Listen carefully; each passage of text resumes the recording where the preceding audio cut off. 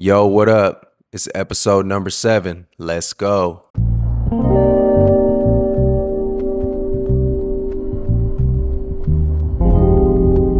Everywhere, always.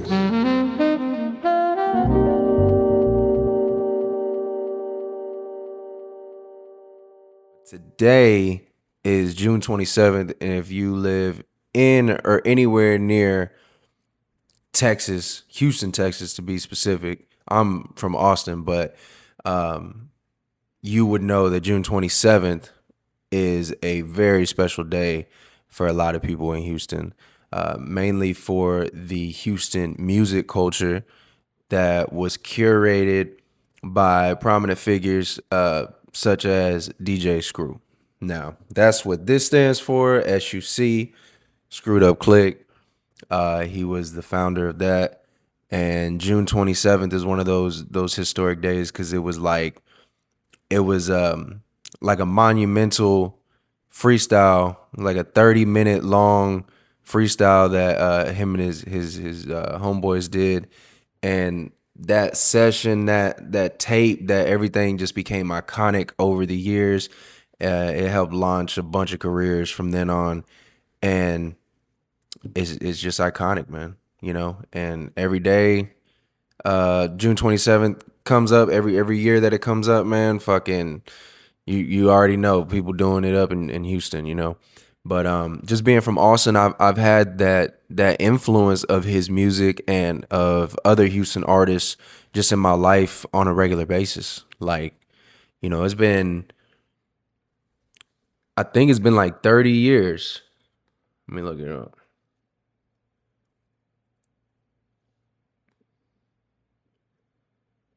Yep, 1996.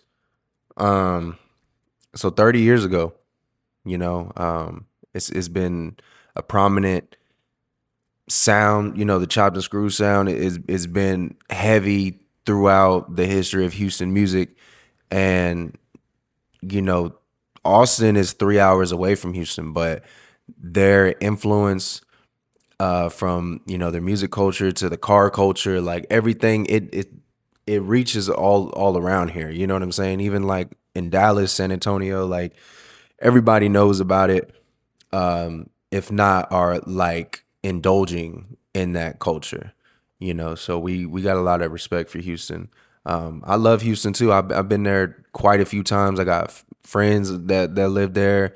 I've done a lot of stuff in Houston, so I'm very acclimated to that kind of culture. And like I said, the music itself has always played like a bass line in my life. You know what I mean? Like I grew up listening to Big Mo, Big Hog, Pimp C, Bun B, UGK, as you know, Chameleonaire, Slim Thug, ESG. Um, who else, man? Did I say Big Pokey already? Fat Pat, all the legends, man. I've been jamming all them. Mike Jones, Mike Jones, Paul Wall, all them, man. So yeah, that stuff has definitely played like a significant role in my life.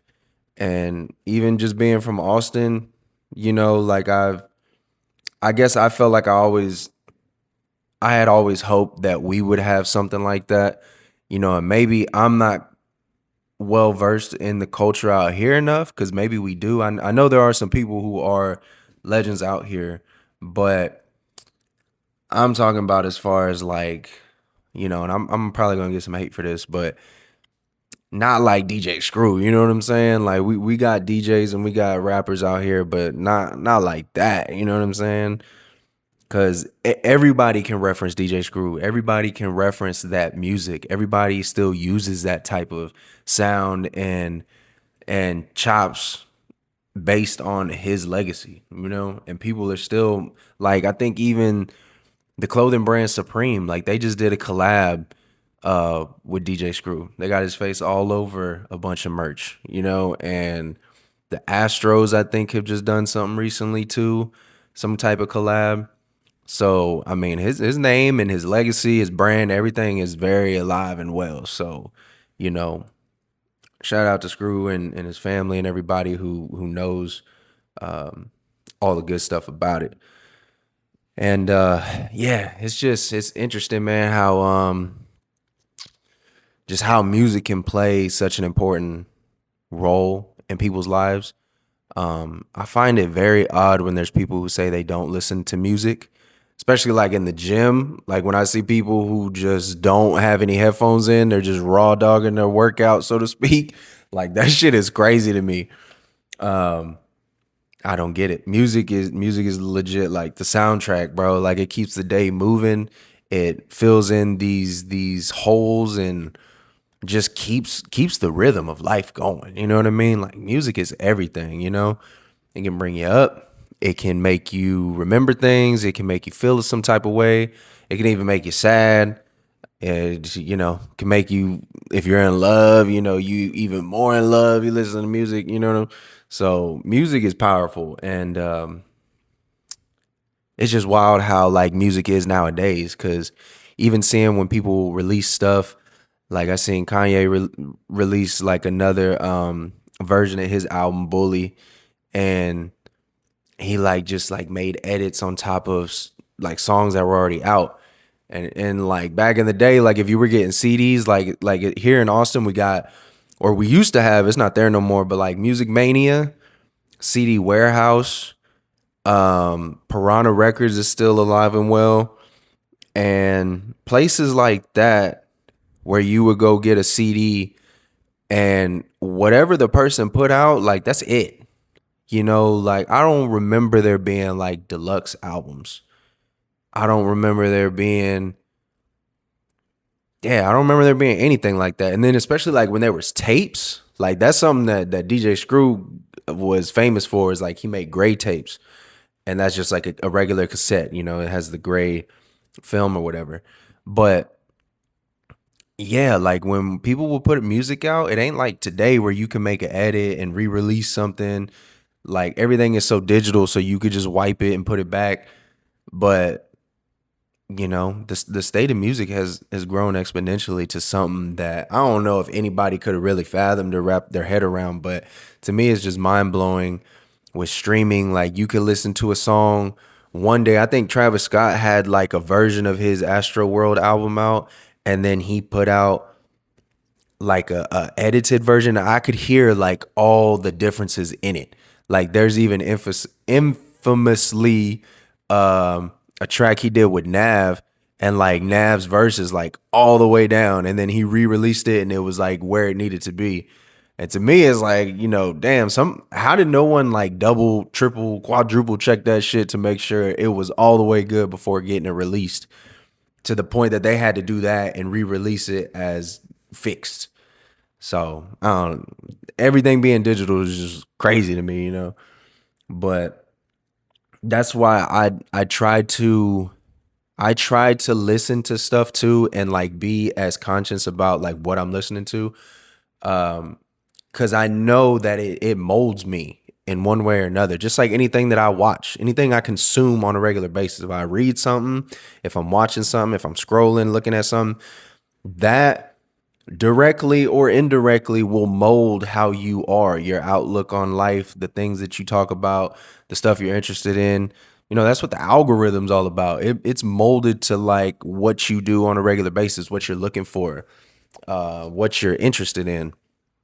So music just being constantly in your ear, going straight to the brain. Yeah, constant influence on like what you're doing.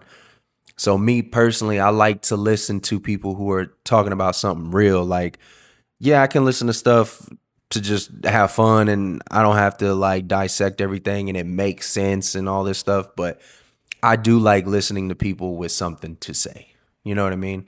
And I like being in a good mood. I like being uplifted. I like feeling like life is good. I don't, because, there's a lot of stuff out there that can make you feel like, I don't know if convoluted is the right word. We about to learn a new fucking word. Convoluted.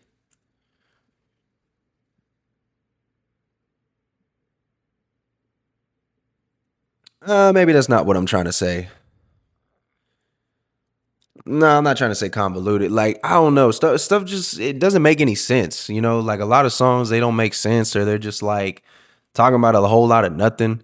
You know what I mean? Like I want to hear something with some meaning. I wanted to jam and I wanted to ride, but like I don't want to listen to no bullshit. I don't want to like lose fucking brain cells because of it. You know what I mean? Like put me on to some good music. I feel like I have like a good like wide variety of music. You know, you could go from listening to like some screwed up music in my whip, and then the next minute we're listening to some oldies. You know what I mean? Roy Ayers or Luther Vandross or what is it? The stylistics. Um, whoever, man. Fuck, so many different people. And then the next minute we listening to some J. Cole or we listening to Kendrick. And then the next minute after that it might be some Gorillaz or Gnarls Barkley. Then some Larry June, you know what I mean? Some Nip, you know. I really fuck with them the most. I think the last two, Larry June and Nip, the most, just because they got music that rides and they got music that is just like a soundtrack to life, like for real. Like put you in a state of mind that's like, I'm gonna get out here and get what's mine, you know, and really put my life on a tempo to where I'm being active and I'm doing the shit I need to be doing as a man, as a human being, as a provider, as all that, you know. So just listening to something with some meaning and being like conscious that what I put into my body, so to speak, in my ears, what I'm listening to is going to mold my reality. It's going to shape my day. It's going to, you know, have me fixate on certain things as to where if I'm just listening to some nonsense all day, I'm probably not going to be that productive. I might just want to chill. I might just want to fucking do nothing, play the Xbox. I don't know. But I think all those type of decisions, also kind of like fall in line with you having self-respect for yourself. You know what I mean? Like kind of like your diet, you know, being on a good diet, not just in the kitchen, but what you consume on a regular basis, as far as what you're reading, listening to, watching, just what you're putting into your brain, because then it'll come out of your mouth eventually in your conversations in something like this. If you're creating something, you know what I mean? Like whatever you're motivated to create, all of that can be traced back to like what were you consuming beforehand, you know? And yeah, I think that goes hand in hand with having a lot of self-respect for yourself. And I think it's important to realize the difference between having like self-respect and pride. Cause man, pride, let's look up pride. Let's look up what that fucking word actually means. Pride. Definition. Pride generally means a deep sense of self respect, personal worth, and pleasure taken in achievement. It spans from healthy self esteem to more negative, excessive belief in one's own superiority. Okay, that's the kicker right there. Okay. Now, self respect. Self respect is a healthy internal regard for your own character, values, and dignity. It is the foundation of self worth, the belief that you inherently deserve to be treated with consideration, the everyday discipline of acting in alignment with your personal morals. Understanding self respect involves looking at how it functions, how it compares to similar concepts, and how it manifests in daily life. So, like the other one was saying, it had a lot to do with your self esteem, your thoughts on like your self superiority. It's a whole lot of like, I deserve this. I deserve this. I should have this. I'm this. It's to me, it sounds like a whole lot of more want and I think I should. I think I should have that. I believe I need that and blah, blah, blah. Having pride is like can be a dangerous thing because then if you don't know like when to stop, when to enact other parts of your character instead of just exhibiting pride on a regular basis. I feel like that can get you into some trouble. It can have you take some wrong turns. Whereas having self-respect is talking about having a regard for your own character, your values, your dignity. You start looking at things on a more deeper level rather than just surface level, and thinking like, I might feel like I deserve that, but I didn't earn it. You know what I mean? And I have enough self respect to understand that I can't have something that I didn't work for. I can't act like I deserve something that I didn't earn, and put in the time, put in the effort mainly. And I think there's a lot of misconstruing those things, maybe even putting them together when they don't need to be together. And I see it in media, I see it in politics, I see it on, social media. Is a whole lot of pride going on, and not enough self-respect. And then even thinking about like in real life, in reality, like when people are on the streets, people are always feeling disrespected. And it's like, ain't nobody disrespecting you. They're projecting how they feel about themselves onto you, and however you're presenting yourself may rub them the wrong way based on how they're feeling. But if you can have time to like check yourself and again have that internal regard for your own self-worth, and knowing that like I ain't got to come down to this person's level because they having a bad day, or because they want to talk shit, or they saying some foul ass shit, being out of pocket and all that. I can just be there like, you know what, you need to go on. You know what I mean? Go on and fucking go about your day, because like none of that shit got anything to do with me.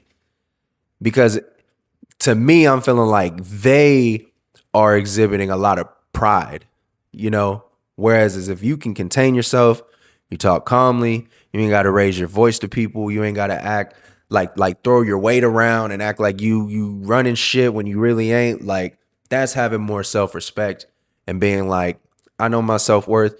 I don't need to disrespect other people to feel respected, and I don't need to always be chasing this feeling of like I need respect, so therefore I need to exhibit all this like tough guy shit, or talking loud, or acting like I know everything. Have more reflection on like I have these certain values, to where if I have something to share, I can share it. If nobody wants to hear that shit, cool. It doesn't mean they disrespected me. It just means don't nobody want to hear it. Ain't nobody fucking with that. Don't nobody have time. That's not what they on. Cool. Move past it. And especially like in young men with like the streaming shit that's going on, the evolution of social media, I feel like it's real easy for somebody, especially a young man these days, to feel like they're constantly being disrespected, when they could just do some self-reflection and being like, because everything ain't for us, just because there's so many things to do, there's so many things to be involved in, there's so many opinions to have, like everything ain't for us, and even me, I'm trying to just focus on what's for me, you know? Like I was speaking on the previous episode about like I'm trying to have more faith and more um confidence in like what I'm doing, like even with this show, this program I'm putting together called Everywhere Always. Me recording this, taking time every week to record this, put it together, make some graphics. Nobody could listen to this shit. Nobody could care about what I'm saying. But I feel like I have some value to put out there. So I'm using my voice in a constructive fashion. I'm being as positive as I can. I'm not talking shit about anybody. I'm just giving my opinion. It's all in good spirit. It's all for the love of being creative and trying to stay active, for exercising my free will, exercising my free speech. It's a whole lot of positivity that I feel like I'm doing with this.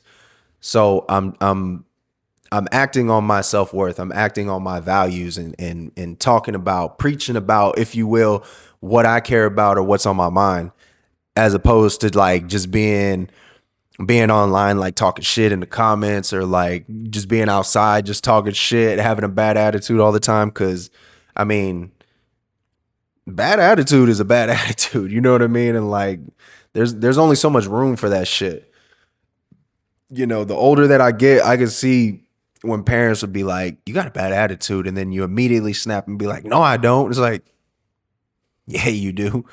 Like, yeah, man, because a bad attitude, it stinks. You know what I mean? It's not like one of those things you can just look past. When somebody got a bad attitude, bad vibe, bad sense of pride, and they're not acting on their self-respect and acting on their values or anything like that. They're just acting on pride. It's like you could tell that, you know what I mean? You can differentiate those things. So I don't know. That was just something that was on my mind recently, and I just felt like, I don't know. I don't really hear many people talking about that, but I think it's important, especially like for young men, to understand that. And we'll see what that gets you. You know, because then another thing, like I was wondering this, because sometimes, like I got a temper, right? And I could get mad at the smallest thing. And when I say mad, I mean just upset, like annoyed, irritated. Um, I wouldn't say it's rare that I get angry and exhibit anger. I think something like really serious has to happen for me to get angry and like my whole mood is fucked up. But when I do, like it's real, and it can be felt. And I'm one of those people who um like you can feel my emotions. Like it's not easy for me to mask the shit or act like everything's cool, because then if I were to be able to successfully do that, then I just look emotionless. I look like just down, just withdrawn, just empty. Like it's not a good time. So I know that there's times to exhibit anger, and it's not all the time. You know, within like sports training and stuff, you can use anger to like fuel your workout, give you more energy, make you feel more focused, because you're using that and channeling that type of emotion into something that's productive and something that's not going to get you in trouble or disrespect anybody or some shit like that. Because then also what I'm learning is anger is a secondary emotion, right? Is a secondary emotion. Um,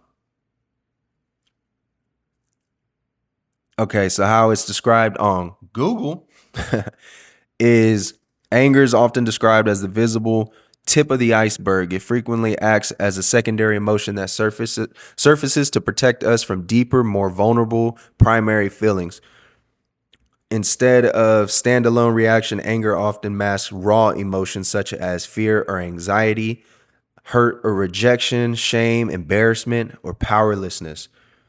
Um, because something that definitely like upsets me when I'm feeling upset is somebody be like, "What are you mad about? What are you mad?" And because it's like, I think subconsciously I understand that like I'm not just mad. You know what I mean? There's something else going on. But for somebody to just say, "What are you mad about? Why are you so mad? Oh, I hate it when you get mad. Why are you mad right now?" Like, I don't know. That shit just bothers me, gets me even more mad. But you know, that's something I gotta work on and be aware of at all times, because anger can be used for good, but I think when it's completely out of control and you're working on these raw emotions internally, but on the outside you are just exhibiting just fucking anger, it is easy for people to just be like, "Oh, he's just mad. He's just mad. Just mad." But that shit is an ongoing fucking thing, and it's like got to be one of the hardest things I think people can try to come to terms with and control, because although, you know, because I live a really good life, I have no complaints. I'd love to be a lot richer, but I have no complaints. And a lot of people can be like, "What do you have to complain about?"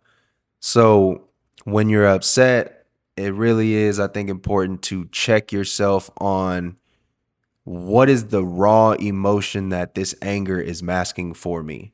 It's the same as like differentiating between self-respect and pride. Like what is being attacked right now? What is it that I need to feel in this moment so that I can be all right with like moving past it, you know?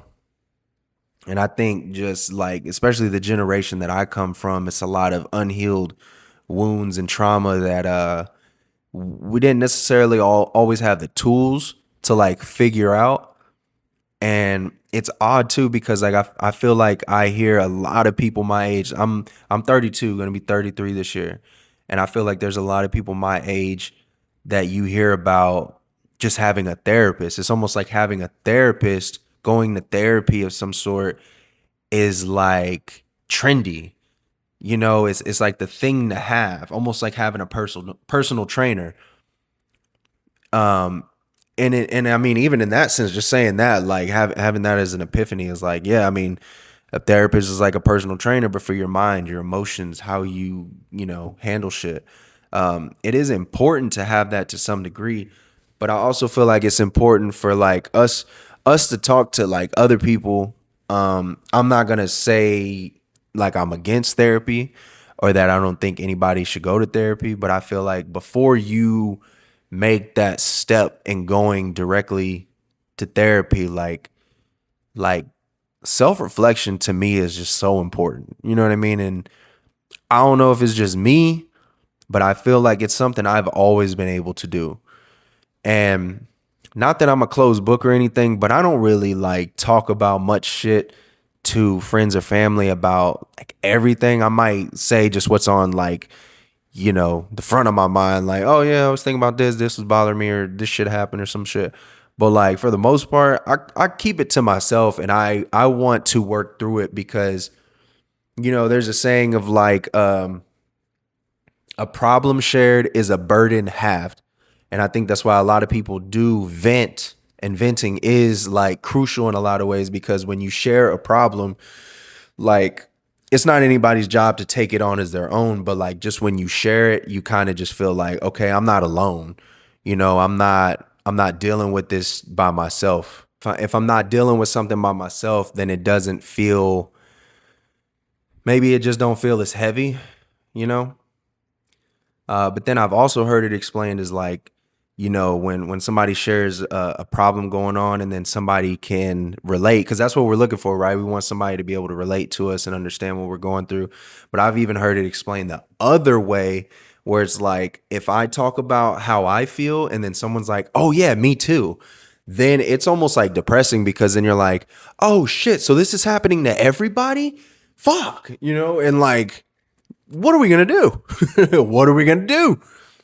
And that, yeah, that shit can be daunting too, because then it almost feels like there is no help. If it's happening to me and it's happening to you and that person, like there ain't no escaping this shit. But to me, I think self reflection can be probably just the most prominent thing when it comes to having like real issues of just checking yourself and understanding where you are, getting like a baseline of this is what's real, this is what I need to do, and like kind of like I was talking about it too, like compartmentalizing, you know, talking to yourself, talking through it, breathing is so fucking important. I ain't no breathing expert, but I've watched like um, podcasts and documentaries about people talking about sleep and breathing and just all these natural things that you got to do to like calm your mind, because especially today when you're scrolling can be fun sometimes, but that shit'll fuck you up quickly. Lose track of time, you're not listening to anybody around you, and then just everything going fast, and then they got like, you know, you can hold the screen down and it goes twice as fast. I do that shit all the time, but it's the fact of like everything's going so fast. Everything is so rapidly moving to where it makes you feel fucking anxious. And before you know it, like I've even checked myself sometimes where like I'm scrolling, I put my phone down and then I'm like staring at the wall or the ceiling, and then like my heart is racing. I'm like, holy shit. That's why, you know, they tell you don't be doing that shit before bed, man. That's some real shit. I hope y'all can see me. I'm wearing a white. I just realized I'm wearing a white shirt on this white fucking wall. And I realized that after a while, I'm probably going to be recycling shirts. You're going to start seeing me wearing another shirt that I wore before. So I even thought about, man, I need to just start wearing one colored shirt. I'm gonna just wear a black shirt from now on, and then it's just like, oh, he's in the black shirt because I ain't got that extensive of a damn wardrobe to keep switching like fucking Mister Rogers. You know what I mean? You know what I'm saying? Like I'm gonna have to just black it out eventually. So if you see me on the next episode with just a black T-shirt, you know what the fucking deal is. Yeah, Fourth of July is coming up. Um, I don't really do anything for Fourth of July. I know it's our nation's birthday or whatever, but I don't know. I just got to a point where I was like, I don't want to keep spending hundreds of dollars on fireworks. Fireworks are cool to look at, but they go so quick. It's easy to spend so much damn money on. And everything else around it, like barbecuing or, drinking, chilling, that's cool. I can do that. I can do more of that. But the whole fireworks shit, man, that's a hustle in itself. Cause I'm like, dude, at this point, I'm gonna sell some damn fireworks because that shit adds up quick, bro. And like, if you buy a bunch of fireworks and you got your family out there and other people want to pop them too, it is like the quickest way to spend money. And the way I was equating it was just like, I'm like literally burning money. I am lighting it on fire and blowing it up in the sky. Like I said, it's cool to see it, man. It's cool. But I also take into account that like where I'm at, I can go to many different places and see some fireworks. For the free 99. Who don't love free 99? And shit, in Austin they do this big ass like fireworks show down at Auditorium Shores, and I would like to go do that, but parking is crazy. Getting in and out of there once it's all done is crazy. So I might just try and catch a view from like some type of scenic area because there are a few around here. I'm not gonna drop them, but that might be the move. And then too, you know what I mean? Like a lot of people are out drinking and doing stuff. Police are out heavy that weekend, so yeah, I'm just gonna play it safe, dog. You know what I mean? You can't be smart, or no way, you can't play it safe all the time, but you can play it smart every day. All right. And you know what? That's what we're gonna leave with on that, man. Just play it smart, play it cool, keep it playing no matter what. And yeah, so self-reflection is important. So, get out there and get what's yours. Don't let other people block you, and keep it cool, man. Ain't no reason to lose your head. Ain't no reason to let other people see you sweat or make you lose your cool. It ain't worth it. We gotta get while the getting's good. All right. Till next time, y'all. Peace and love.